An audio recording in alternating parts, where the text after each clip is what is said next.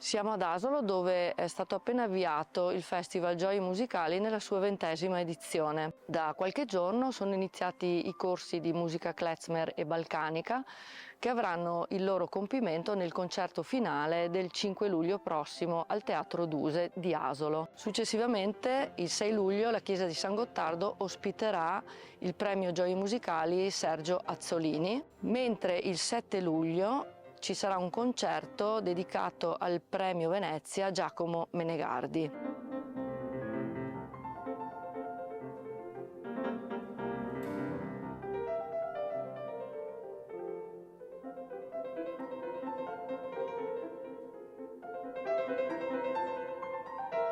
Il 7 luglio si apre il laboratorio dedicato alla musica italiana, musica da film, pop e rock italiano, che avrà la sua conclusione con il concerto del 14 luglio nella chiesa di San Gottardo, concerto finale e conclusivo del Festival Gioie Musicali 20ª edizione.